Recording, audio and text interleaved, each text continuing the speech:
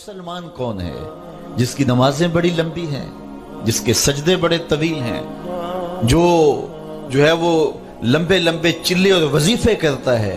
نہیں، حضور نے مسلمان کی سادہ سی تعریف کی ہے۔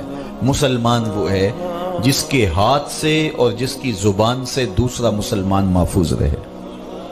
یہ مسلمان کی تعریف کی ہے۔ اس کا ہاتھ کسی پہ ظلم نہ کرے، اس کی زبان کسی کے خلاف نہ کھڑی ہو، زبان سے کسی کی غیبت نہ کرے، زبان سے جھوٹ نہ بولے، زبان سے سب و شتم نہ کرے، زبان کے تیر نہ برسائے۔ کہتے ہیں جراحات السنان لہو تیامن ولا یلتام ما جرح اللسان، جو نیزوں کے زخم ہیں وہ ایک دن بھر جاتے ہیں، لیکن جو زبان کے لگے ہوئے زخم ہیں وہ کبھی نہیں بھرتے۔ تو اپنی زبان کو رحمت بنائیں، کسی کے لیے اذیت نہ بنائیں۔ چلتے چلتے بات کر دی اور اس کو اذیت میں مبتلا کر دیا اور تمہاری معمول کی کارروائی تھی۔ اس زبان کو قابو میں رکھو، اس زبان کو کنٹرول میں رکھو۔ میرے حضور نے فرمایا جو تمہارے دو جبڑوں کے درمیان ہے اور جو دو ٹانگوں کے درمیان ہے، یعنی تمہاری پارسائی کی جگہ، تم ان دو چیزوں کی مجھے ضمانت دے دو، میں محمد تمہیں جنت کی ضمانت دے دیتا ہوں۔ تو اس زبان کو قابو میں رکھنا ہے، اس سے کسی کو اذیت نہیں دینی۔ مسلمان لعان نہیں ہوتا، مسلمان گالیاں دینے والا نہیں ہوتا، مسلمان کسی کی عزت اور آبرو نہیں اچھالتا، پگڑیاں نہیں اچھالتا، کسی کا نقصان نہیں چاہتا۔ المسلم من سلم المسلمون من لسانہ و یدہ، مسلمان وہ ہوتا ہے کہ جس کی زبان سے اور جس کے ہاتھ سے کسی دوسرے مسلمان بھائی کو تکلیف نہ پہنچے۔ وہ ایک رحمت کا وجود ہوتا ہے، وہ ایک پیکر خیر ہوتا ہے، اس کا وجود اللہ تعالیٰ جل شانہ کا انعام ہوتا ہے۔ تو اس کی مخلوق کو راحت پہنچائیں، اس کی مخلوق کے لیے رحمت بن جائیں اور لوگوں کے دکھ درد بانٹیں، ان کی اذیتیں ختم کریں۔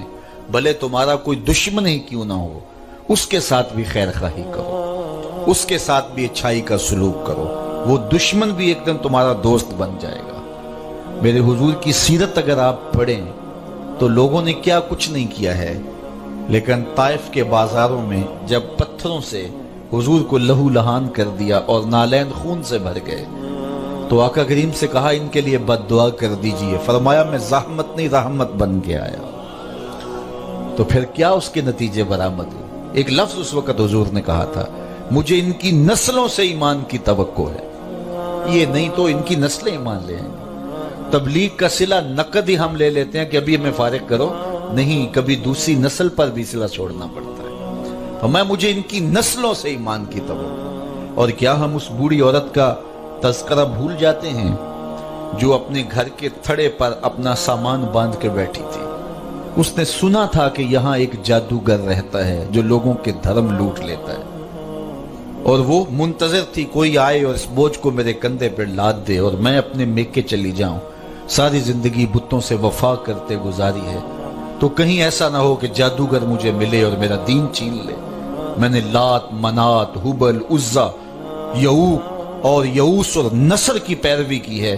میں نے اپنے آباء و اجداد کے معبودوں کو مانا ہے۔ سنا ہے جو اسے ملتا ہے اس کا دین ہی لوٹ لیتا ہے۔ تو میں شہر ہی چھوڑ جاتی ہوں، ساری عمر بتوں کی وفا میں گزاری، میرا بڑھاپا خراب نہ ہو جائے، میں چھوڑ جاتی ہوں شہر کو۔ منتظر بیٹھی تھی سامان رکھ کے کہ حضور ہی آ گئے۔ سامان دیکھا تو کہا کہ بڑھیا نے کہا کہ بھتیجے یہ سامان میری کمر پہ رکھ دو۔ حضور نے سامان اٹھایا، بھاری تھا، بڑھیا کو دیکھا تو کمزور تھی، لاٹھی ٹیک کے چل رہی تھی۔ کیسے حضور گوارا کرتے کہ اس کی کمر پہ رکھ دے؟ کہا بڑھیا اگر کہو تو یہ سامان جہاں چاہتی ہو میں خود ہی نہ پہنچا ہوں۔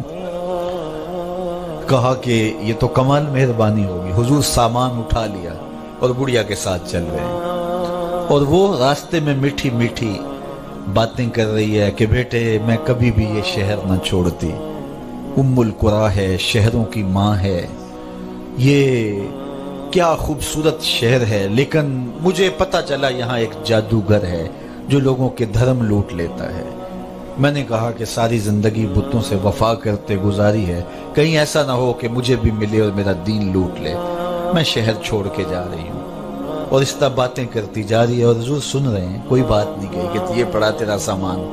حضور چلتے گئے، جب منزل پہ پہنچی حضور نے سامان سپرد کیا اور الوداع کہہ کے واپس پلٹنے لگے تو بڑھیا نے کہا بچے اپنا نام تو بتا جا، میں جب اپنے میکے گاؤں بتاؤں گی کہ میں مکے کو چھوڑ کے آئی ہوں، وہاں جادوگر آیا ہے جو دھرم لوٹتا ہے لوگوں کے، تو لوگ مکے کے بارے میں جذبات اچھے نہیں رکھیں گے، تو ہو سکتا ہے کہ وہ اہل مکہ کو گالیاں دینے لگ جائیں۔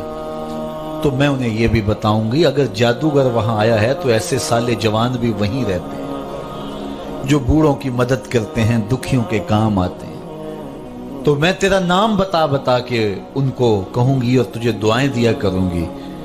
تو حضور مسکرا کے کہا بڑھیا پھر جس جادوگر سے تو بھاگتی آئی ہے میں وہی تیرے سامنے کھڑا ہوں، میرا نام ہی محمد ہے صلی اللہ، درود پڑھنے کو جی نہیں چاہتا پڑھو صلی اللہ علیہ وسلم، کہا میرا نام ہی محمد ہے صلی اللہ علیہ وسلم۔ اس نے کہا سچ سے؟ کہا ہاں میرا نام ہی محمد ہے صلی اللہ علیہ وسلم۔ اس نے کہا اچھا پھر آپ کا جادو میرے پہ چل گیا ہے، تیری تک کے ادامہ میں مرید ہو گئی۔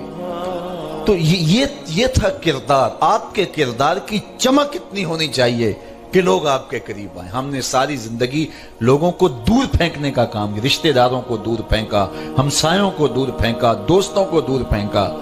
ذرا لوگوں کو قریب بھی کرو، پیار سے نیڑے بھی کرو، محبت سے باہوں میں سمیٹو بھی، ایک اچھے معاشرے کی تشکیل کے لیے مددگار بن جاؤ۔